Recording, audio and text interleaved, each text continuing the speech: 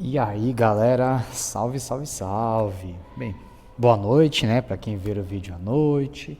Bom dia, boa tarde, né? Enfim, estamos retornando aí com o tema 10, né, para nós continuarmos a falarmos sobre o tema 10, a Era Vargas.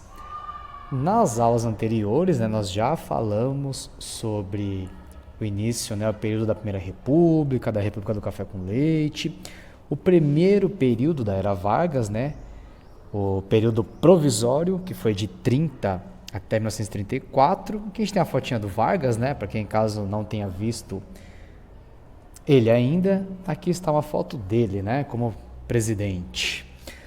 Então nós passamos, né, pelo período provisório, certo? E governo provisório, como vocês estão vendo aqui, de 30 a 34, e agora vamos para o período constitucional, né? 1934 a 1937. Então vamos ver algumas características importantes, né? Óbvio, se nós fôssemos falar, né, sobre a totalidade, toda a complexidade do período constitucional, a gente ficaria aqui aulas e aulas, né? Mas não é esse o objetivo, é passar de maneira muito sucinta, né, objetiva e mais facilitadora possível para vocês. Então, vamos nessa, né? Seguinte, né? Então, como que se deu início? O nome já diz, né? Período constitucional. Então, tem a ver com Constituição. Então, né, aquela famosa Constituição, né, que até causou a Revolução Constitucionalista aqui em São Paulo, né, em 1932. Essa Constituição saiu em 1934. E a partir desse momento se iniciou esse período constitucional. E foi até, né, esse período constitucional 1937, quando Vargas foi eleito indiretamente de novo, né, mais um golpe. E Vargas gostava de um golpe, hein? Pois é, para mais um mandato, o terceiro mandato dele, né? Lembrando que aqui para o período constitucional já tinha sido um golpe dentro do golpe e ele já tinha sido eleito de maneira indireta para esse segundo período, né, período constitucional, quando na verdade o que deveria ter ocorrido? Novas eleições em 1934. Porém, com o golpe dentro do golpe, essas eleições não aconteceram em 34 e não aconteceriam também em 1938. Então foi um terceiro golpe, né? Primeiro golpe em 30, segundo golpe em 34, o terceiro golpe em 37. Eita, golpista! Mas vamos lá, né? O que a gente destaca mais nesse período constitucional, justamente o fortalecimento do poder executivo, quer dizer, da figura do Vargas. Nós vamos lembrar, né, que na Europa nós já tínhamos o fascismo na Itália, já tínhamos o nazismo iniciado na Alemanha, então Vargas se baseava, né, ele tinha como espelho, como modelos, principalmente o Mussolini na Itália, né, ditador fascista, mas também o Hitler. E nesses regimes, né, nós temos como principal característica nessa questão do poder executivo esse culto à personalidade, quer dizer, uma cultuação à personalidade do presidente, né, do comandante. E com Vargas não foi diferente, né? Ele promoveu esse fortalecimento da figura dele próprio, né, do presidente da República. E começou a haver também um enfraquecimento ainda maior do poder legislativo, quer dizer, do Senado, da Câmara dos Deputados, né? E aí esse Congresso Nacional foi sendo cada vez mais enfraquecido em detrimento, quer dizer, para que a figura do Vargas ganhasse ainda mais importância e notoriedade. Ditadura, a ditadura aí, né? Se mostrando, cada vez mais. Então, com a promulgação dessa nova Constituição, não houveram eleições. Era para haver eleições, como eu falei para vocês, houve o golpe dentro do golpe, e a galera não ficou contente. Porque perceberam, falou, Vargas aí, o cara é golpista, o cara curte uma ditadura, é fã do Mussolini, né? Parceiro do Mussolini, do Hitler, então isso aí vai dar ruim. Então não tem, tipo, paz com Vargas no poder. A paz com Vargas no poder é ter o Vargas fora do poder. E aí, né, uma galera que era mais radical na luta contra o Vargas, resolveu pegar em armas, né? Que foi justamente a galera da esquerda. E aí, né, liderados pela ANL, né, a Aliança Nacional Libertadora, já fala da ALN, da época da ditadura militar, né? Então, a Aliança Nacional Libertadora, que havia sido criada, né, em 1932, em 1935, liderou esse episódio, né, chamado como Revolta Comunista. E aí, o que eles desejavam, né? Liberdades democráticas, todo mundo quer, né, por favor. O fim dos latifúndios, quer dizer, das grandes propriedades de terra, e a suspensão do pagamento da dívida externa. Na ideia deles, né, eles consideravam que o Brasil tinha muitas outras prioridades, urgências, demandas com o seu próprio povo, quer dizer, com o que havia de problemas dentro do Brasil. E o pagamento da dívida externa acabava impedindo que esses problemas dentro do Brasil fossem atacados, né, fossem tratados e até, de certa maneira, erradicados ou pelo menos melhorados, né? Então, isso que eles defendiam. E, ao mesmo tempo, eles eram contrários ao nazismo, ao fascismo e ao imperialismo, né? Principalmente em relação aos Estados Unidos. Então, eles lutavam pela soberania nacional, quer dizer, uma questão mais nacionalista, né? Mais fechada com o próprio país, e não ter relações, né, tão desvantajosas assim com outros povos, certo? A revolta comunista ela não durou muito, né? Não serviu para muita coisa. Para a esquerda, não. Para o Vargas, foi aquilo que ele precisava. Nossa, acho que o Vargas, quando viu essa revolta comunista, falou: uau, os caras me deram aquilo que eu precisava. Por quê? Além dele sufocar, né, a revolta comunista rapidamente, né, como foi chamada, ele começou a prender galera. Prendeu muita gente, né, tanto civis quanto militares, que eram contrários a ele. Alegando o quê? É comunista, né? Estava participando lá da revolta comunista, então tem que prender esses caras aí, tem que prender esses vermelhos. E saiu prendendo geral. Não contente, em 1936, ele criou essa tal de Comissão Nacional de Repressão ao Comunismo. Onde está aqui o cursor do mouse? Exato. Comissão Nacional de Repressão ao Comunismo. Como se diz nacional, quer dizer, o país está envolvido, né? A nação está contra o comunismo.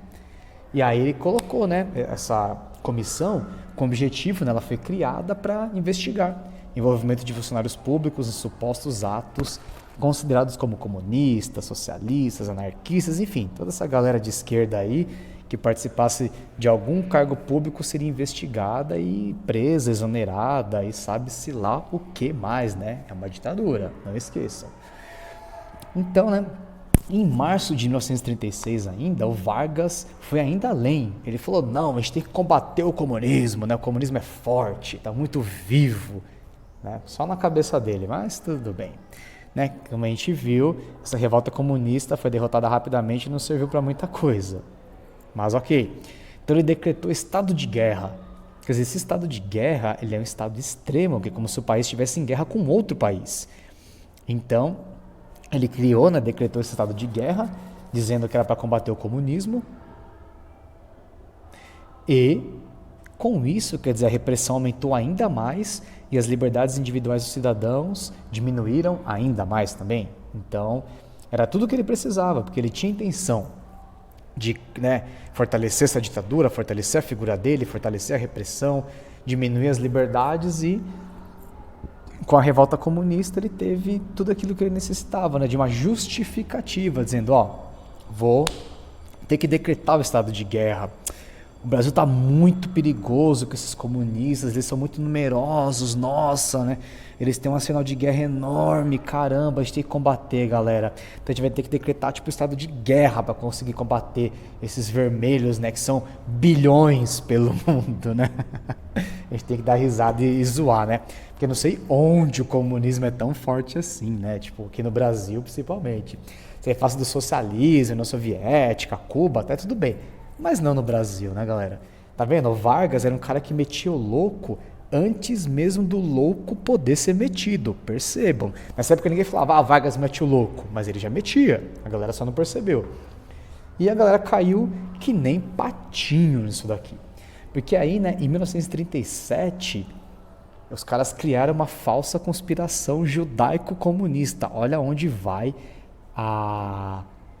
Dá pra gente dizer, né, que no caso a fonte de inspiração, né, a viagem, a criatividade do ser humano, ainda mais quando é made in Brasil, né, a galera se supera. Aí é no nível, tipo, inatingível, né.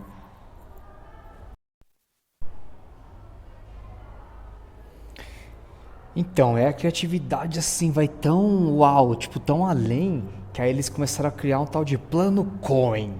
Como que era esse plano Cohen, né? Um judeu comunista, né? Óbvio. Né? Na época tinha um preconceito muito forte em relação aos judeus, né? Por causa da Alemanha nazista, que perseguia os judeus, né? E tal. E aí eles resolveram assim juntar o que de, entre aspas, pior na ideia deles existia. Os comunistas com os judeus. Nós vamos juntar os dois aqui, né? As duas escórias do mundo. Para dizer, não, eles criaram um plano que eles vão atacar o Rio de Janeiro, vão atacar a capital federal e causarão o caos. E nossa, tipo, acabarão com tudo para poderem tomar o poder e nós temos que combater isso. Eu vou falar do plano. Era assim, né? Esse judeu, Cohen, ele era tipo o organizador do plano. Era o cara, tipo, o mentalista da parada, né? Tipo, quem pensou em tudo. E aí ele falou assim: não, nós vamos incendiar algumas áreas, porque aí vai ter tanta área de incêndio na cidade do Rio de Janeiro e tantas áreas importantes, que aí o corpo de bombeiros vai precisar estar apagando incêndio num lado, e aí vai começar a ter um distúrbio do outro lado que a polícia vai ter que ir, e o exército vai ter que ir para outro lado, e assim, tipo, todas as forças de segurança estarão envolvidas nesse caos todo que o Rio de Janeiro vai estar, né, envolvido, a capital em, tipo, em chamas, em caos, e aquela desordem, e aí nisso, né, nesse incêndio criminoso, né, nesses atos repugnantes causados pelos comunistas, eles vão tomar o poder, porque tipo, nenhuma força de segurança vai estar disponível para combatê-los. Então a gente tem que combater isso, Vargas. Por favor, nos salve. Só podemos, tipo, crer em você, Vargas. E aí entregaram isso e eles divulgaram um plano, né? Essa loucura, né? Essa viagem toda. E aí eles foram e leram, né, pra galera em cadeia nacional, né, tal, de rádio.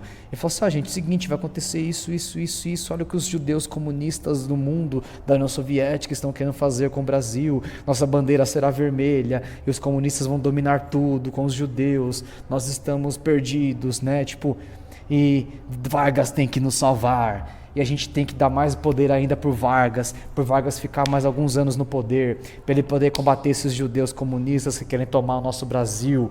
E o Vargas tem que ficar no poder mais 4 anos. E tipo, tá bom, tudo bem.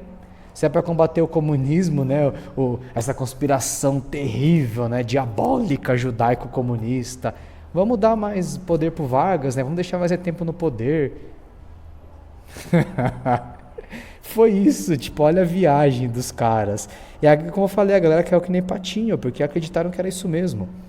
E aí, quer dizer, deram mais um golpe, o terceiro golpe, o golpe de 30, o golpe de 34, o golpe de 37, porque em 38 deveriam, né, ocorrer novas eleições, que não ocorreram por causa do tal do plano Cohen, né, maléfico, maquiavélico. E aí, tipo, deram mais 4 anos para o Vargas.